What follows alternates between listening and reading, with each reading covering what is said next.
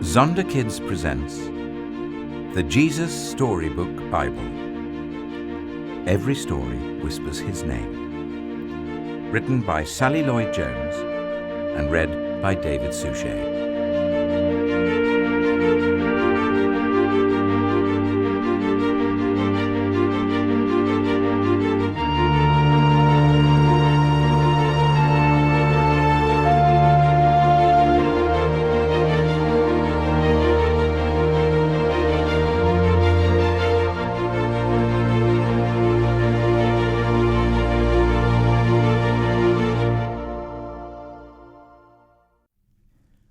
God's Messenger. God had a job for Jonah. But Jonah didn't want it.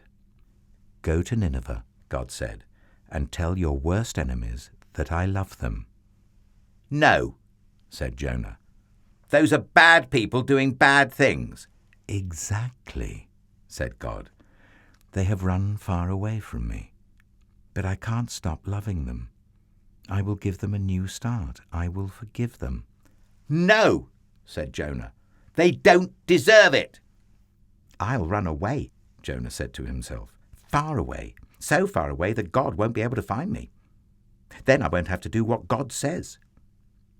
"It's a good plan," he said, because as far as he knew, it was a good plan. But of course it wasn't a good plan at all. It was a silly plan. Because you can run away from God, but he will always come and find you. Jonah went ahead with his not very good plan. "One ticket to not Nineveh, please," he said, and boarded a boat sailing in the very opposite direction of Nineveh. Well, it wasn't long before a fierce wind blew and the boat started to lurch and pitch and roll, and everyone started turning green. Jonah sat bolt upright in his bed. You see, the first thing that went wrong with Jonah's not very good plan was that God sent a big storm after him. The sailors couldn't sail their ship properly. "We're sinking!" they screamed, and started throwing everything overboard, suitcases, food, whatever they could find. And by now Jonah knew that the storm was his fault. "Throw me in instead," he shouted to the sailors, "and the storm will stop." The sailors weren't sure. "It's the only way you can be saved," Jonah cried. And so, 1, 2, 3, splash!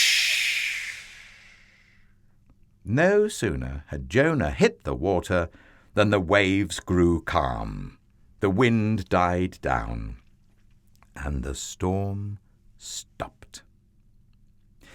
Just then, when Jonah thought it was all over, when he was sure he was going to drown, God sent a big fish to rescue him. The fish swallowed Jonah whole with one big gulp. Jonah must have thought he'd died. It was so dark in there, like a tomb. But then he smelled the rotting food and felt the slimy seaweed and knew he wasn't dead. He was in the belly of the fish. Sitting there in the darkness for 3 whole days, Jonah had plenty of time to think. Pretty soon he realized his plan was, well, a very silly plan indeed. He was sorry for running away. He prayed to God from inside the great fish and asked God to forgive him. After 3 days, the fish spat Jonah safely out onto a sandy beach. Just then, Jonah heard someone calling his name. "Go to Nineveh," God said. And this time Jonah said, "Yes." He went straight to Nineveh and told everyone God's wonderful message. "Even though you've run far from God, he can't stop loving you," Jonah told them. "Run to him so he can forgive you." The people of Nineveh listened to Jonah, and they started loving God. They learned to do what God said and to stop running away from him, just like Jonah. Many years later, God was going to send another messenger with the same wonderful message. Like Jonah, he would spend 3 days in utter darkness. But this messenger would be God's own Son. He would be called the Word, because he himself would be God's message translated into our own language. Everything God wanted to say to the whole world in a person.